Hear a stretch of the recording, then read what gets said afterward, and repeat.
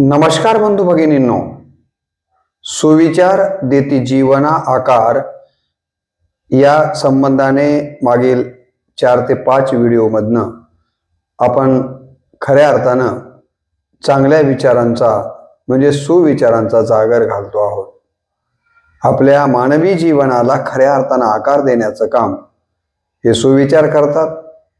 या नवीन भागामध्ये रामकृष्ण बदने या यूट्यूब चॅनलवरती मी सुरुवातीलाच आपल्या सर्वांचं मनपूर्वक स्वागत करतो आणि आपण पुढील काही सुविचार या व्हिडिओच्या माध्यमातून पाहणार आहोत।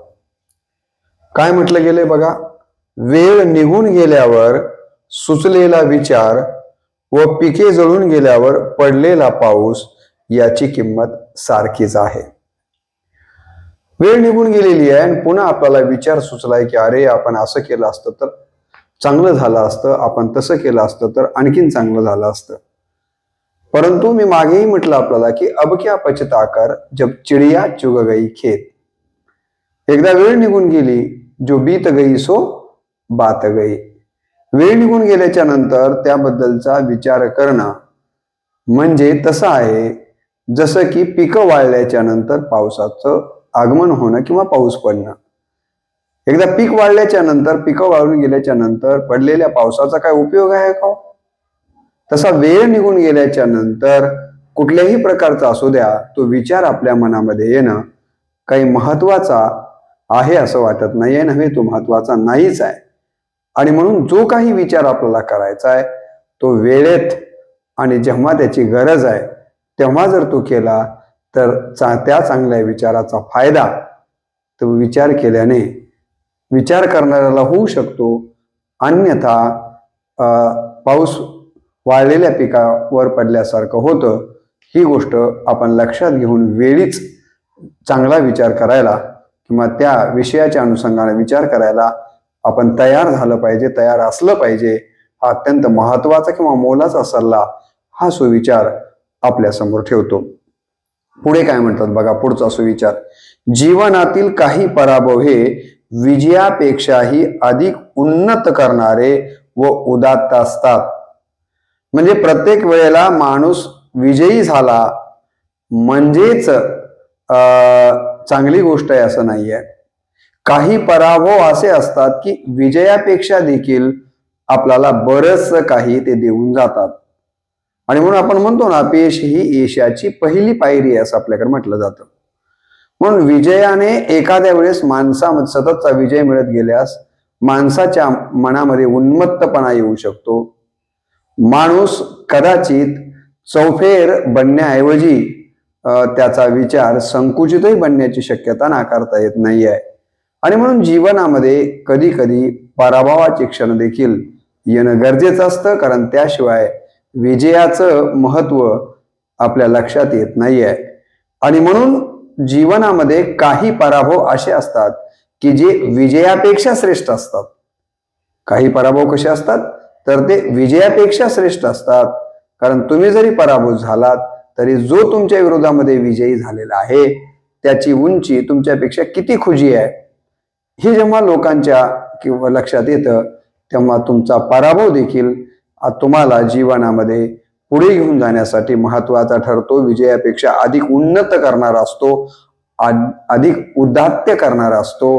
आणि म्हणून पराभव झाला म्हणून रडत बसायचं नाही आहे तर, आणि विजय झाला म्हणून उन्मत्त व्हायचं नाही आहे तर पराभवाच्या नंतर फिनिक्स पक्षाप्रमाणे पुन्हा कामाला लागा।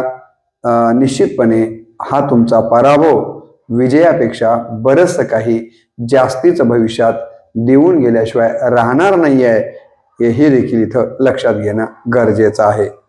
पुढे काय म्हणतात बघा, विकार पुढच्या दाराने आत शिरला की शहाणपण मागच्या दाराने निघून जातं। किती महत्वाचा सुविचार आहे हा। काय म्हणतो हा सुविचार की आपल्या मनामध्ये विकार एकदा शिरला, विकार आपल्या मनामध्ये शिरला पुढच्या दारानं की शहाणपण मागच्या दाराने निघून जातं। म्हणजे विकाराचा आणि शहाणपणाचा या ठिकाणी एक दुसऱ्याबरोबर विड्या भोपळ्याचा संबंध आहे। विकार माणसाच्या मनामध्ये जे षडविकार सांगितलेले आहेत आपल्याला माहिती आहे, तर या षडविकारांच्या पैकी कोणताही विकार आपल्या मनामध्ये घुसला की मनामध्ये बसलेलं जे शहाणपण आहे ते शहाणपण हा विचार करतं की आता हा विकार आपलं काही चालू देणार नाही आहे, आणि म्हणून पुढच्या दारानं विकार आला की मागच्या दारानं शहाणपण मनातनं निघून जातं. मग आपल्याला शहाणपणाला मनात ठेवायचंय, अंतरात्म्यामध्ये साठवायचंय का विकाराला साठवायचंय? कारण दोघांच्या पैकी एकच आपल्याजवळ राहू शकतो. माणूस म्हणून आपल्याला महामानवापर्यंत जायचं असेल तर आपण कशाला महत्व दिलं पाहिजे? शहाणपणाला महत्व दिलं पाहिजे. विकाराला कुठलंही स्थान देऊ नये, हा विचार इथून आपल्याला घेता येतो. आणि म्हणून विकार सोडून द्या, विकाराला जवळ येऊ देऊ नका, आणि शहाणपणाला आपल्या मनातनं बाहेर जाऊ देऊ नका. हे माणूस म्हणून आपलं महत्वाचं कर्तव्य आहे, आणि त्यासाठी आपण सतत प्रयत्न करणं महत्वाचं आहे, असंही या निमित्तानं मला आपल्याला सांगायचं आहे. पुढचा विचार काय म्हणतो बघा, ज्ञानाची भूक म्हणजे आत्मविकासाची भूक आहे. आपला विकास कोण करणार आहे? माझा विकास किंवा माझा अविकास किंवा माझा सगळ्यात मोठा मित्र कोण आहे आणि माझा सगळ्यात मोठा शत्रू कोण आहे?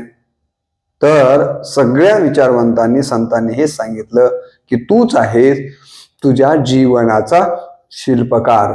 आम्हास आम्ही पुन्हा पहावे काढून चष्मा डोळ्यावरचा. म्हणजे काय? तर इथं स्पष्ट सांगितलेलं आहे की किंवा भगवान श्रीकृष्ण भगवद्गीतेमध्ये सांगतात, उद्धरावा स्वय आत्मा, तूच आहेस तुझ्या जीवनाचा शिल्पकार. असे कितीतरी विचार किंवा ज्ञानदेव म्हणे भजा आत्मदेवा आणि अखंडित सेवा करा त्याची, अशी ही रचना माऊलींची आहे की जर भक्तीच करायची असेल, भजायचंच असेल तर आपण कोणत्या देवाला भजलं पाहिजे? माऊली म्हणतात आत्मदेवा, म्हणजे स्वतःचाच परिचय. म्हणून म्हटलं ना मी, एक व्हिडिओ आहे माझा यूट्यूबवरती की ओळखा स्वतःला आणि गाठा यशाला. स्वतःला ओळखून आपण यश गाठणं अत्यंत महत्वाचं आहे. आणि म्हणून ज्ञानाची भूक म्हणजे आत्मविकासाची भूक आहे. एखाद्या माणसाला ज्ञानाची भूक लागलेली आहे. ज्ञानाची भूक लागणं म्हणजे काय हो? ज्ञानाची भूक लागणं म्हणजे आत्मविकासाची भूक आहे. आपला आत्म्याचा विकास कशातनं होतो? ज्ञानामुळे होतो. आणि म्हणून आपल्याला ज्ञानाची भूक लागली पाहिजे. आणि म्हणून म्हणतात की आत्मविकास हा ज्ञानाच्या भुकेतनं लागतो, आणि म्हणून आपण ज्ञानाची भूक लागू दिली पाहिजे. कारण ज्ञानाची भूकच आपल्याला आपला आत्मविकास करण्यासाठी महत्वाची ठरते. हे इथं महत्व आपण लक्षात घेणं गरजेचं आहे. धन सांभाळतो तो संसारी आणि मन सांभाळतो तो संत. संतामध्ये आणि संसारी माणसामध्ये काय फरक आहे? संसारी माणूस हा धन सांभाळतो, धनाला किंमत देतो, तर मनाला किंमत देतो तो संत आहे. संसारी माणसानं धनाला किंमत दिलेली आहे, तर संताने मनाला किंमत दिलेली आहे. आणि आपल्याला माहिती आहे की अनेक ठिकाणी सांगितलं, धन हे देह हे काळाचे, धन कुबेराचे, तेथे मनुष्याचे काय आहे. धनापेक्षा देखील माणसासाठी काय महत्वाचं आहे? तर मन महत्वाचं आहे. म्हणून आपल्याकडे म्हटलं ना, मन के जीते जीत है और मन के हारे हार. संतांनी सांगितलं, मन करारे प्रसन्न सकळ सिद्धीचे कारण, ज्यावरती मी मनाबद्दल फार विस्ताराने एक व्हिडिओ आपल्या रामकृष्ण बदने या यूट्यूब चॅनलवर टाकलेला आहे.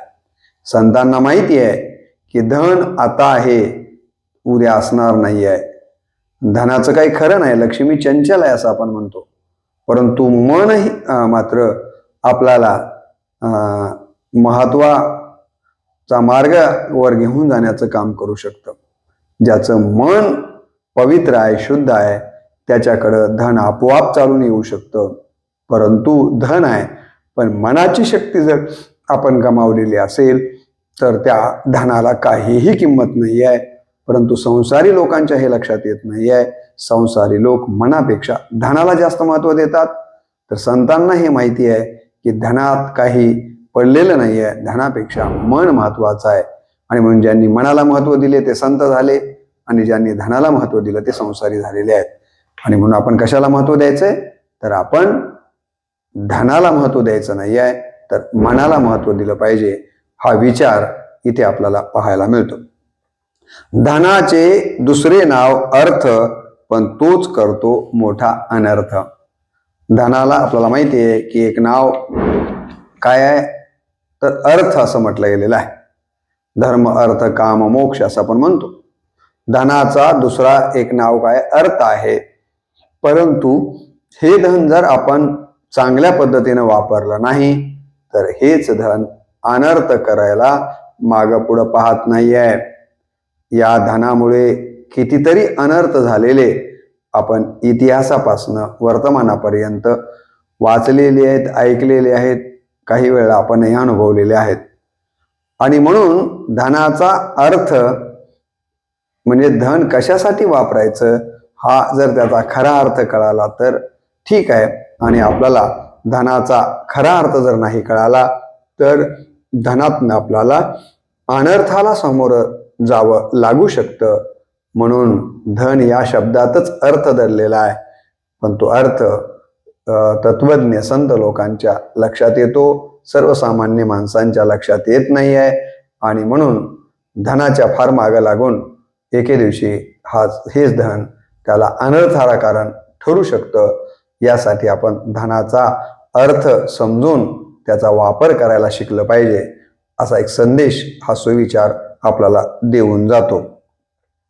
गर्विष्ठ माणसानं कितीही भंपक पोशाख केला, कसा केला, भपकेबाज पोशाख केला, तरी त्याच्या वागण्यातून त्याच्या मनाचं दारिद्र्य दिसून येतं. गर्विष्ठ माणसं काय करतात, गर्विष्ठ माणसं अंगावर भपकेबाज कपडे घालतात, काही दागिने सुद्धा, अंगठ्या म्हणा, लॉकेट म्हणा, ब्रासलेट म्हणा, अशा प्रकारचा गर्विष्ठ माणूस धनाचं प्रदर्शन करण्यासाठी वेशभूषा आणि त्याचबरोबर अलंकाराच्या माध्यमातून दाखवण्याचा प्रयत्न करतो की मी किती मोठा आहे.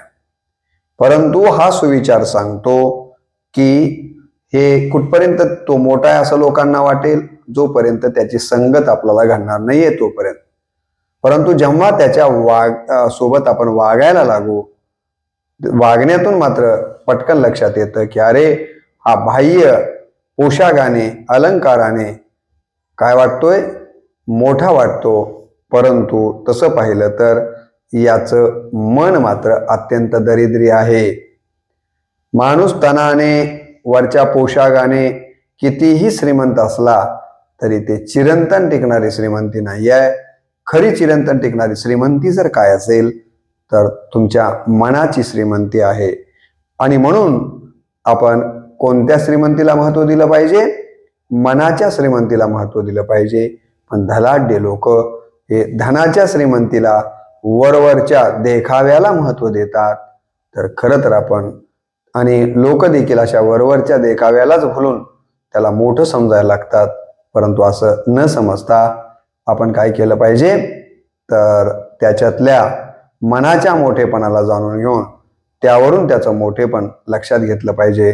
ज्याचं मन मोठं नाही तो धनाने किती जरी मोठा असला तरीही तो दरिद्री समजला गेला पाहिजे, असं हा सुविचार आपल्याला अत्यंत महत्त्वाचा विचार देऊन जातो. प्रेम अल्पकालीन असतं, पण द्वेष मात्र दीर्घकालीन असतो. आपला नेहमीचा अनुभव आहे. प्रेम हे काही कसं असतं, फार काळ केलं जात नाही आहे. प्रेम हे अल्पकालीन आहे एखाद्या माणसाबरोबरचं. परंतु द्वेष मात्र कसा आहे, तर द्वेष हा दीर्घकालीन आहे. म्हणजे एखाद्या बरोबर आपला द्वेषाचा या ठिकाणी व्यवहार सुरू झाला, तो माणूस आपला द्वेष करायला लागला किंवा आपण त्याचा द्वेष करायला लागलो की हा द्वेष मात्र लवकर संपत नाही आहे. तर हा जो एकमेकाबद्दलचा द्वेष आहे तो दीर्घकाळपर्यंत टिकून राहतो किंवा दीर्घकाळपर्यंत चालतो. खरं तर आपण उलट केलं पाहिजे. प्रेम दीर्घकाळपर्यंत चालेल असं पाहिलं पाहिजे आणि द्वेष तात्कालिक स्वरूपामध्ये जरी झाला तरी तो संपला पाहिजे. पण असं होत नाही आहे. प्रेम अल्पकालीन राहतं आणि द्वेष मात्र दीर्घकालीन राहतो. ही मानवी रीतच आपल्याला पाहायला मिळते. खरं तर यामध्ये बदल होणं गरजेचं आहे. पुढचा सुविचार काय म्हणतो बघा. परिस्थितीचे पिंजरे तोडून टाकल्याशिवाय मानवाची मुक्ती होत नाही. कशाचे पिंजरे तोडावे लागतील? माणूस कोणत्या पिंजऱ्यामध्ये बंद झालेला आहे? परिस्थितीच्या पिंजऱ्यामध्ये माणूस बंदिस्त झालेला असतो. कशामध्ये? परिस्थितीच्या पिंजऱ्यामध्ये माणूस हा बंदिस्त झालेला असतो. परंतु मानवानं खरं तर या परिस्थितीच्या पिंजऱ्याला तोडून बाहेर पडण्याचा प्रयत्न केला पाहिजे. आणि ज्यांनी या परिस्थितीच्या पिंजऱ्यात अडकून न पडता बाहेर पडण्यासाठी खटाटोप केली आणि या परिस्थितीच्या पिंजऱ्यातनं बाहेर पडले तेच महामानव झालेले आहेत. आणि जे या परिस्थितीच्या पिंजऱ्यात अडकून पडले आणि रडत बसले, गाराने सांगत बसले, ती माणसं संपून गेलेली आहेत. ती काही मोठी होऊ शकलेली नाही आहेत.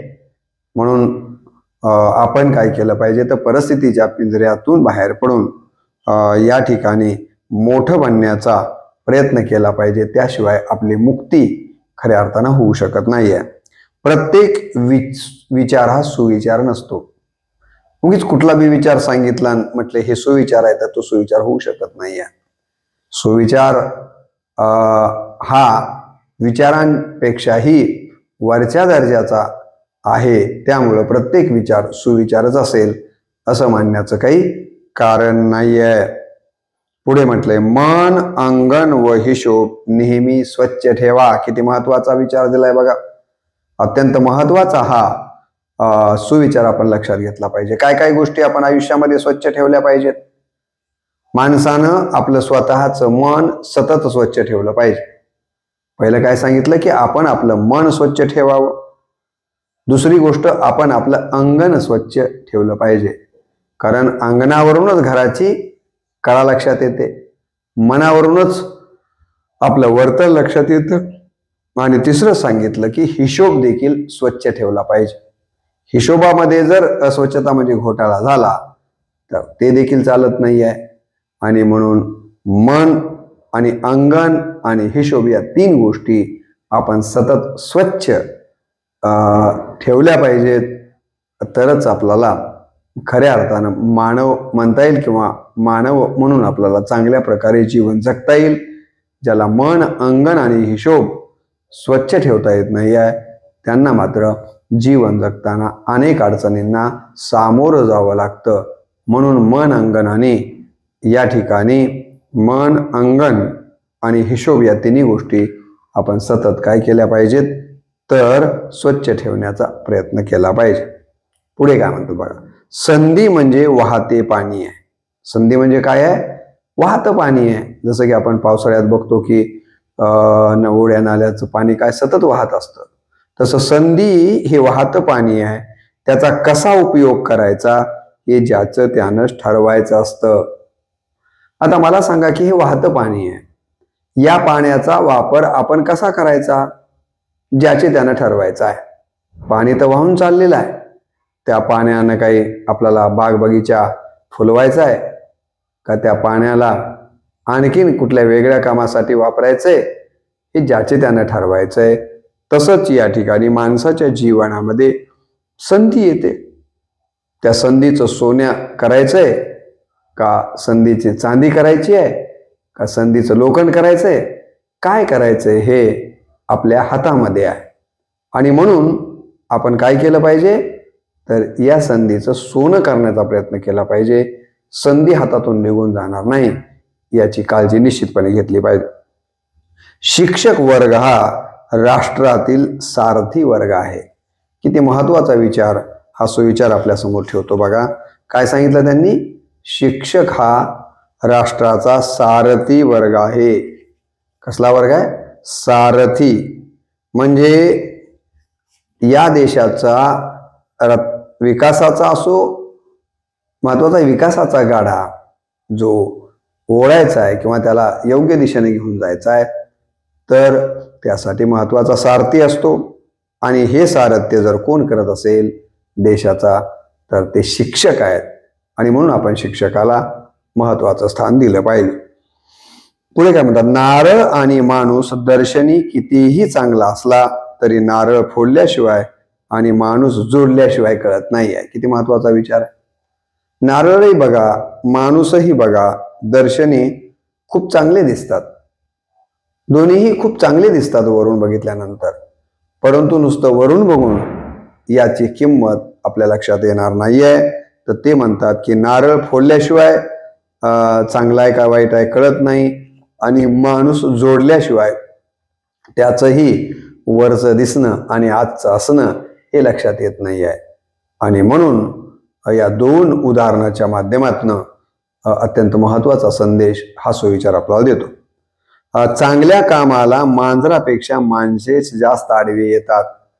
ही एक अंधश्रद्धा आहे आपल्याकडं की मी चांगल्या कामाला निघालो आणि माझ्या समोर एखादं मांजर आडवं गेलं की आपण म्हणतो बापरे, आता आपलं काम काही यशस्वी होणार नाहीये, आपल्याला या कामामध्ये यश येणार नाहीये, आणि म्हणून मग आपण काय करतो की पटकन मागे वळतो. 20-25 पावलं म्हणा की काही वेळा तर माणसं मागे निघून जातात.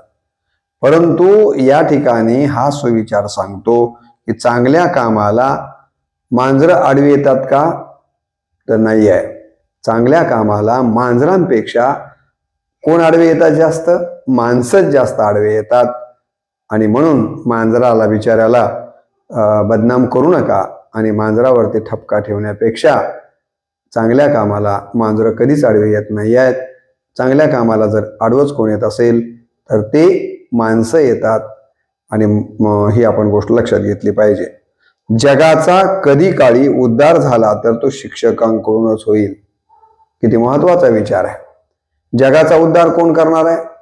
जगाचा उद्धार दुसरं तिसरं कोणीही करू शकणार नाही आहे. जगाचा उद्धार जेव्हा केव्हा कधी होईल तर तो शिक्षकांच्याकडूनच होईल. अन्य कोणीच व्यक्ती या जगाचा उद्धार प्रामाणिकपणे करू शकणार नाही आहे, असा खात्रीपूर्वक विचार हा सुविचार आपल्याला देतो.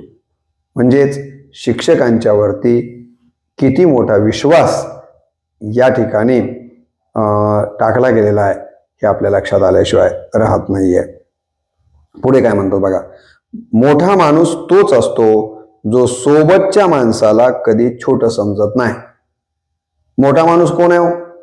मोठा माणूस तोच आहे की जो सोबतच्या माणसाला छोटं समजत नाहीये. आणि बरीच माणसं आपण मोठी बघितली असतील की सोबतच्या माणसाला परिचय करून देताना देखील त्याच्यातला मोठेपणाच ते इतरांच्या समोर आणण्याचा प्रयत्न करतात.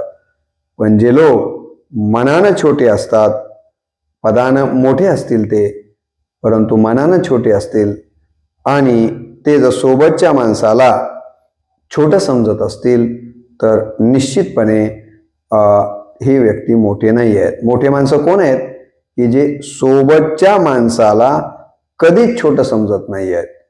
आणि खरोखरच आपण आपल्या आयुष्यामध्ये आपल्या सोबतच्या माणसाला कधीही छोटं समजायचं नाही आहे. त्याच्यातला वैगुण्य लोकांच्या समोर आणायचं नाही आहे.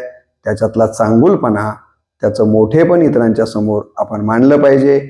आणि असं जर आपण मांडत असू तरच आपण खऱ्या अर्थानं मोठे आहोत. मोठा माणूस म्हणून आपल्याकडं जग बघेल. आणि आपण जर त्याचा कमकुवतपणा लोकांच्या समोर ठेवायला लागलो तर आपलं मन किती छोटं आहे याचं प्रदर्शन झाल्याशिवाय राहणार नाही आहे. पुढे काय म्हटलंय बघा, बादशहाला घरातला आणि इतर वेळेस बाहेर नाव ठेवतात. बादशहा असं म्हणण्यात आलं. बारशाला घरातले आणि इतर वेळेस बाहेरचे नाव ठेवतात. बारसं केलं जातं ना आपल्याकडं, बारशाला त्या लेकराचं नाव ठेवलं जातं. जे काही आई वडिलांनी ठरवलंय ते नाव 4 चौघं उपस्थित असतात त्यांच्या समोर ठेवलं जातं. म्हणून बारशाला काय केलं जातं, घरातले लोक नाव ठेवतात आणि इतर वेळेस बाहेरचे लोक नावं ठेवतात. म्हणजे पोरगा असंच आहे, चोरच आहे, लबाडच आहे, अजूनचे काही दुर्गुण असतील ते किंवा सद्गुण असतील तर त्याबद्दल सुद्धा लोक बोलतात. म्हणून बारशाला घरातले नाव ठेवतात आणि मोठं झाल्याच्या नंतर किंवा इतर वेळेच्या वेळेला बाहेरचे लोक नाव ठेवतात. बारशाला घरच्यांनी नाव ठेवणं, ज्या अर्थाचं ते नाव आहे त्यानुसार आपण आचरण करणं मला असं वाटतं की हीच खरं तर ऊर्ध्वगतीनं आपलं मार्गक्रमण चाललेलं आहे असा त्याचा अर्थ होईल. अन्यथा या ठिकाणी बारशांना घरातल्यांनी नाव ठेवलं गंगा, नाव ठेवलं शांती, आणि बघितलं तर दररोज भांडती. म्हणजे नावाच्या एकदम विपरीत अशा प्रकारचं काम इथं चाललेलं आहे. तर असं होता कामा नये. आपल्याला लोक नावं ठेवणार नाहीत याची काळजी आपण घेतली पाहिजे. नेहमी सत्याच्या मार्गाने चला, हा सुविचार अत्यंत महत्वाचा विषय सांगतो. काय म्हणतो तो? नेहमी सत्याच्या मार्गाने चाललं पाहिजे.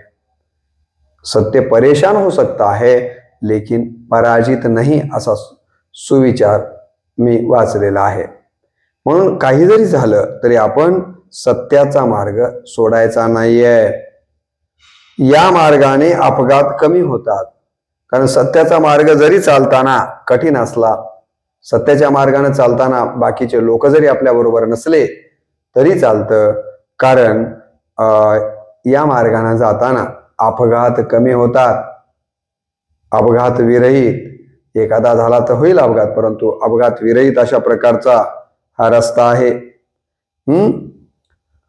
परंतु आपण बघतो की या सत्याच्या मार्गाने येणाऱ्या जाणाऱ्यांची संख्या मात्र आपल्याला समाज व्यवस्थेमध्ये फार कमी दिसते. आणि सत्याच्या मार्गाने जाण्यापेक्षा मी एका कवितेत म्हटलं होतं हिंदीमध्ये की सत्य को लकवा मार गया है और झूठ विमान में बैठकर घूम रहा है. माणसांना सत्यापेक्षा असत्य फार जवळचं वाटतं आणि म्हणून लोक सत्याला जवळ येऊ देत नाहीत, तर ते असत्यालाच घेऊन फिरतात.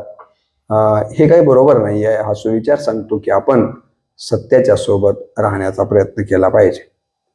पुढे काय म्हटलं? लोखंडाने सोन्याचे कितीही तुकडे केले तरी सोन्याची किंमत कमी होत नाहीये. किती महत्वाचा विचार आहे. अत्यंत महत्वाचा हा सुविचार आहे. या सुविचारामध्ये काय म्हटले की लोखंडाने सोन्याचे किती जरी तुकडे केले तरी सोन्याची किंमत कमी होते का? होत नाहीये. म्हणजे याच्यातनं काय सांगायचंय त्याला? याच्यातनं हे सांगायचंय की एखाद्या दुर्गुणी किंवा दानव माणसाने सद्गुणी संत किंवा गुणी माणसाच्या गुणांना या ठिकाणी महत्व नाही दिलं, त्याला काय जरी वेगवेगळ्या पद्धतीनं लांछनास्पद बोलत गेला तरी ही गुणी माणसाचे गुण काही लपत नाही आहेत. जसं की सोनं हे किती जरी तुकडे केले तरी त्याची किंमत कमी होत नाही आहे, तसं दुर्गुणी माणसांनी सद्गुणी माणसांना किती जरी छळण्याचा प्रयत्न केला तरी सद्गुणी माणसांचं महत्व अजिबात कमी होत नाही आहे. आणि म्हणून आपण सद्गुणी माणसांना त्रास होणार नाही आहे याची काळजी निश्चितपणे घेतली पाहिजे. हा विचार, हा सुविचार आपल्यासमोर मांडतो. म्हणून लोखंडानं सोन्याचे कितीही तुकडे केले तरी सोन्याची किंमत कमी होत नाही आहे. आणि या ठिकाणी आपल्याला आता सुविचाराचा हा आजच्या या व्हिडिओतला शेवटचा सुविचार या ठिकाणी पाहून व्हिडिओ समाप्त करायचा आहे. काय म्हटलं इथं बघा? कधीही मिठासारखं आयुष्य जगू नका की लोक तुमचा चवीनुसार गरजेपुरता वापर करून घेतील. आपल्याला माहिती आहे की जेवणामध्ये मिठाला अनन्यसाधारण महत्व आहे, है की नाही? तर मिठाशिवाय खरं तर कुठल्याच मिष्टान्नाला चव येत नाही आहे. तसंच या ठिकाणी आपलं जीवन आपण मिठासारखं जगायचं नाही आहे. का मिठासारखं जगायचं नाही आहे? तर पुढे सांगितलेलं आहे की यासाठी मिठासारखं जगायचं नाही आहे की लोक तुमचा चवीनुसार किंवा गरजेनुसार वापर करतील. तर वेगवेगळ्या माणसांच्या वेगवेगळ्या चव असतात, त्या चवीप्रमाणे मिठाचं प्रमाण ठरलेलं असतं. मिठाची गरज देखील त्या माणसाच्या चवीनुसार ठरते. तसं या ठिकाणी आपलं होता कामा नये. आपण तसं मिठासारखं आयुष्य जगू नये अशा प्रकारचा सल्ला मला असं वाटतं की हा सुविचार देतो. असे कितीतरी सुविचार खरं तर आपण जर माझ्या या जवळपास मी 4-5 व्हिडिओ या सुविचाराचे इतक्याच लांबीचे आपल्यासमोर मांडलेले आहेत. हे जर आपण सुविचार सतत ऐकत गेलो तर सुसंगती सदा घडो, सुजन वाक्य कानी पडो असं म्हटलंय. आणि कलंक मतीचा जडो, तर आपल्या मनातले जे काही विकार आहेत ते बाजूला निघून जातील आणि आपल्या मनात विचार उत्पन्न होतील. ते कसले तर सुविचार उत्पन्न होतील जे की आपल्याला सन्मार्गाला घेऊन गेल्याशिवाय राहणार नाही आहेत. आणि म्हणून आपण या ठिकाणी सुविचारांचा जवळपास मागच्या बऱ्याच दिवसापासून वेगवेगळ्या व्हिडिओच्या माध्यमातून जागर घालतो आहोत. तेव्हा हा व्हिडिओ देखील आपल्याला कसा वाटला याबद्दल आपल्या कमेंट माझ्या रामकृष्ण बदने या यूट्यूब चॅनलवरती कराव्यात. आणि या ठिकाणी असेच व्हिडिओ जवळपास 401 मी माझ्या रामकृष्ण बदने या यूट्यूब चॅनलवरती टाकलेले आहेत. ते देखील आपण वेळ काढून श्रवण करावेत. त्याबद्दलही आपलं काही मत असेल किंवा आणखीन मी कुठल्या विषयावरती बोलावं असं जर आपण कमेंट बॉक्समध्ये कळवलं तर त्या दृष्टीनं देखील मला बोलता येईल किंवा विचार करता येईल. बस आजच्या व्हिडिओमध्ये एवढंच या ठिकाणी आपल्यासमोर ठेवतो आणि या व्हिडिओला या ठिकाणी मी पूर्णविराम देतो. नमस्कार.